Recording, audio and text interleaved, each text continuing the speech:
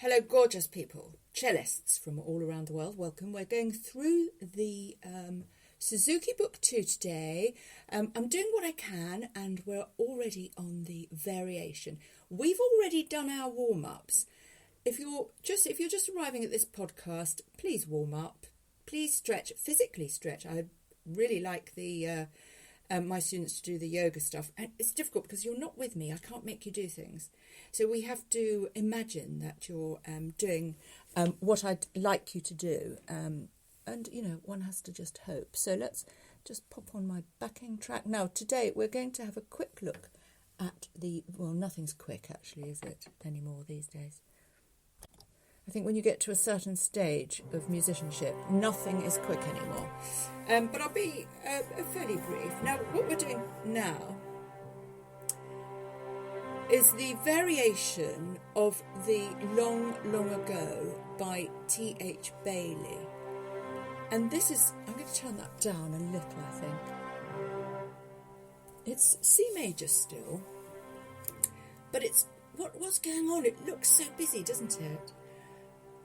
Don't panic, it's exactly the same tune, but what they've done is they've stuck a load of G's in, open G's. So if you can get both pieces in front of you, the first bar, C, C, D, E, E, and F natural, or just say F. And if you look underneath, it's C added G, C, D, E added G. Do you see? They're adding G's. Every time there's a longer note, they stick a G in. I think that's quite helpful to know what's going on. And it's an open G. And what's really good about this is it really tunes your ear, because you've got to be bar 2, those two G's. This is why Suzuki's so good, you see. It's a sort of cheater's way of getting your ear to improve. So we've got this. Those are an octave apart, and you'll just get so good at understanding what's in tune and what's not, because you're doing these octaves next to each other. It's a really good study, a really useful tool. So I'm not going to play it all. I'm going to explain to you the difference between a slur, that's a slur, same bow movement. Now, some slurs, you would differentiate between the notes. You would do this. There was a slight differentiation there.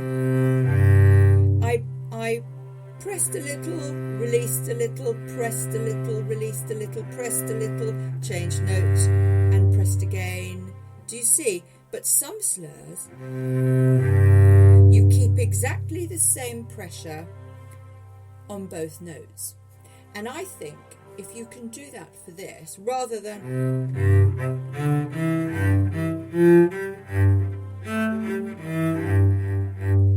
that's differentiating between those. But if you can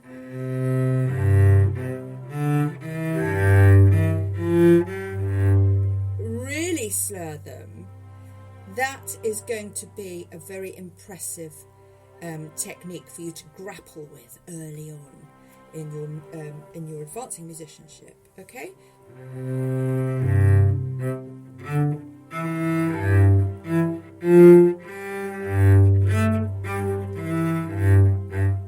Okay, so slur, not slur, staccato. How do we do a staccato? I don't want you to take your bow off the string. You sort of push it a little. There's some energy coming from your body, and it's really, you're doing this with your hand. But of course there's a string crossing, so it's a little bit tricky. So you're going to have to work at that.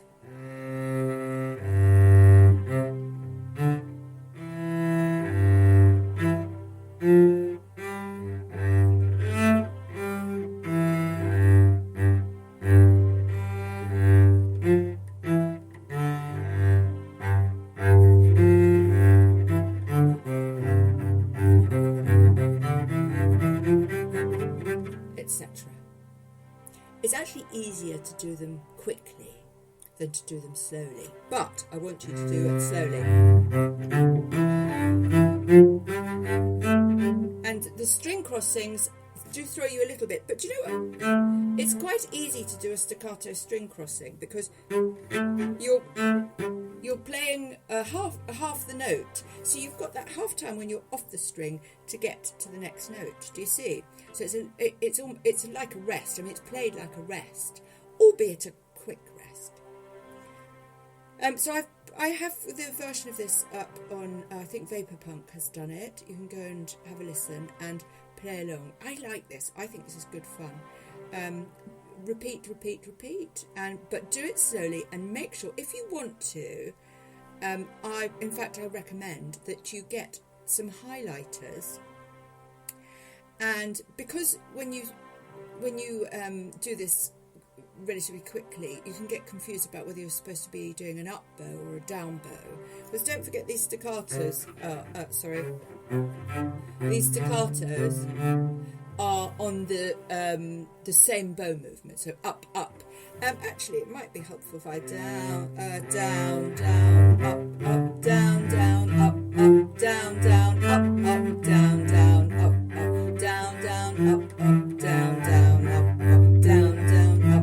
down, up. Sorry. Do you see what I mean? It's quite useful to just chant that. Do it slowly. But you could get some highlighters and, do the down bow notes, just blot those in yellow, and then the up bow, a nice contrasting colour blue, quite a dark blue. That might help actually. Or chanting, as I just did there, I think that would be really helpful as well. Now, what I recommend is once you've got this mastered, that you use all of the Suzuki songs that you've done as warm-ups. So, look, nothing's ever mastered, but when I say mastered, what I mean is once you're happy with them. So already, when you sit down for your practice, because we're focusing on a set of skills in Book 2, a particular set of skills, markedly intonation, tonalisation in position 1 and position 2. So if you start at the beginning, so you sit down, you've done your stretches, you're breathing nicely, you've done a bit of yoga, you're in a space of well-being and comfort, and you've done some proper checks that your body's straight, etc., that you do the tonalisation, the ringing sound, long ago, and the variation as a warm-up, and then you can go, and then you can start training Maytime, which is my next piece I'm going to do with you. I need a coffee though, so I think I might pop off for a coffee first.